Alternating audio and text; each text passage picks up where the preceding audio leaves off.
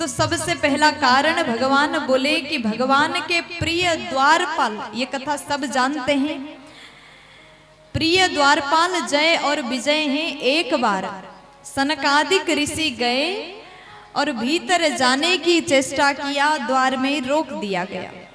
अत्यंत क्रोध के बस उनको श्राप दिया, तुम लोग असुर हो जाओ, केवल एक जन्म के लिए नहीं 3 जन्म के लिए असुर हो जाओ। अब भगवान आकर के क्षमा मांगते हैं, लेकिन फिर भी ब्राह्मण का संत का वचन मिथ्या कभी नहीं होगा। प्यार से बोलो। तो बाद में जब जय विजय ने प्रार्थना किया, क्षमा मांगा, उसके बाद में सनकादिक कहते हैं तुम असुर तो बनोगे, इस श्राप को हम वापस नहीं ले सकते, लेकिन कृपा ये है कि भगवान आकर के तुम्हारा उद्धार करेंगे। और यही जय और विजय सत्ययुग में हिरण्याक्ष और हिरण्यकश्यप बन के आया। इनको मारने के लिए भगवान बराह रूप में और नरसिंह रूप में अवतार लेकर के आए। और यही जय और विजय शिशुपाल दंत वक्त्र बन के आए, उसके लिए भगवान ने कृष्ण अवतार लिया। यही जय विजय रावण और कुंभकर्ण बन के आए त्रेता युग में, जिसके लिए भगवान को राम अवतार लेना पड़ा। भगवान के अवतार का पहला कारण। अब दूसरा कारण क्या है?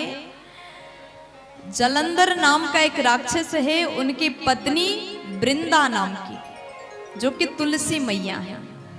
वृंदा नाम की देवी पतिव्रत धर्म का पालन करती थी, और भगवान ने एक बार छल करके उसके पतिव्रत का कवच तोड़ा है, और भगवान से रुष्ट होकर के देवी ने श्राप दिया। उनके श्राप के कारण भगवान को अवतार लेना पड़ा, दूसरा कारण।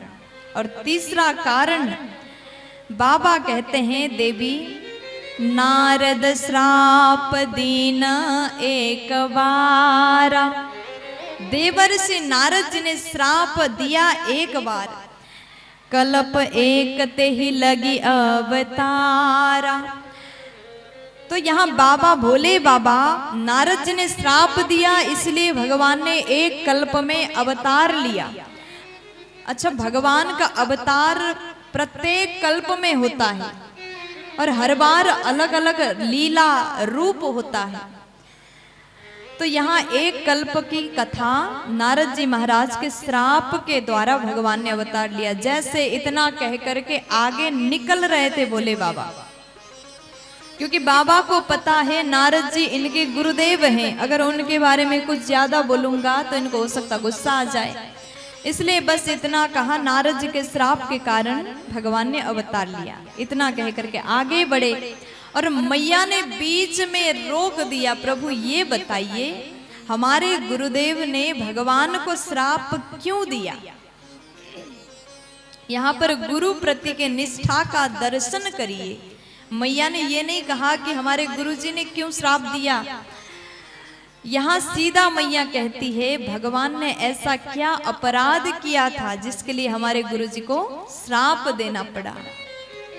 भगवान रमापति यानी भगवान नारायण ने क्या अपराध किया था जिसके कारण हमारे गुरुजी को श्राप देना पड़ा।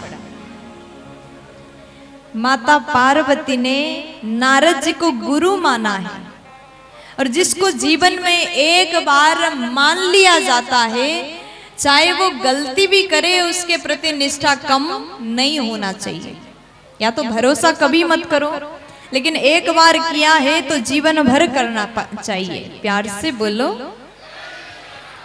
अब उसके बाद जैसे मैया ने पूछ ही लिया तो भोले बाबा विस्तार से सुना रहे हैं। एक बार हुआ क्या, हिमगिरी गुहा एक अति पावनी, एक अति पावन गुफा है। नारद जी घूमते घूमते वहां पर समीप में पहुंच गए। वहां उन्होंने देखा एक बड़ा सुंदर आश्रम दिखाई दे रहा है। वहां का वातावरण अत्यंत स्वच्छ निर्मल है। कभी आप सुंदरता को देखते हैं ना, सौंदर्य, प्राकृतिक सौंदर्य को देखते हैं तो मन वहां पर लग जाता है। कभी आप ऐसे जगह में जाओ जहां पहाड़ हो, हिमालय हो, पेड़ पौधे हो, वृक्ष हो, शांति हो, तो वहां पर मन करता है कि बैठ करके थोड़ा अकेले टाइम बिताऊं। मन लग जाता है। नारद जी का मन जैसे वहां पहुंचते ही लग गया।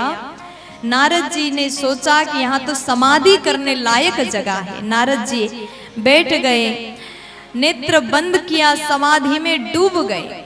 अब जैसे स्वर्ग के राजा को पता चला कि नारद जी समाधि में बैठ गए, इंद्रदेव को टेंशन होना प्रारंभ हुआ, कहीं ये समाधि करके हमारी कुर्सी ना सीने। देखो, जो व्यक्ति कुर्सी पर बैठा होता है उसको 24 घंटे अपने पद का, अपनी कुर्सी का टेंशन रहता है। अब यहाँ पर तो सब कोई जमीन पर बैठे हुए हैं, अगर कोई कुर्सी में बैठा होगा तो वो क्या सोचेगा, अगर मैं 2 मिनट को बाहर जाऊं तो वापस आऊं, ये कुर्सी मिलेगा कि नहीं मिलेगा पता नहीं। उसके मन में ये चिंता बना रहेगा।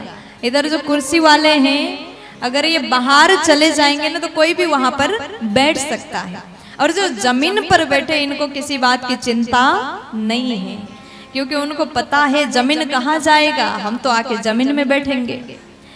अब यहाँ इंद्रदेव ऊंचे आसन में, स्वर्ग के राज सिंहासन में विराजमान।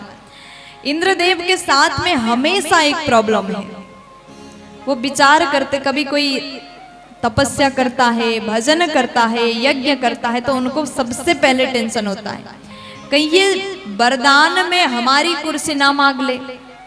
तो इंद्रदेव ने नारद जी के तपस्या को भंग करने के लिए कामदेव को भेज दिया। अब नारद जी महाराज बड़े आराम से बैठ करके समाधि में डूबे हुए हैं। इसी समय कामदेव आया, विविध प्रकार से अपने प्रभाव को दिखाया, लेकिन नारद जी का समाधि ध्यान नहीं टूटा। और अंतिम में जाकर के पहले अपने बाण चलाया, विविध प्रकार से प्रयत्न किया, पूरे सभी को अपने काम के वशीभूत किया, लेकिन नारद जी पर अभी तक कोई असर नहीं। नारद जी भजन करते हैं, अगर जीवन में भजन होगा तो सांसारिक गतिविधि से आपको प्रभाव पड़ने वाला नहीं है। इसलिए अपने भजन के बल को बढ़ाइए। अगर जीवन में भजन है तो आप कुछ भी कर सकते हैं। भजन से अंतःकरण शुद्ध हो जाता है। भजन से आप अपने बल को बढ़ा सकते हैं। इसलिए धीरे धीरे, कुछ लोग कहते भजन भी सीधा बहुत ज्यादा करना है, नहीं, धीरे धीरे करिए।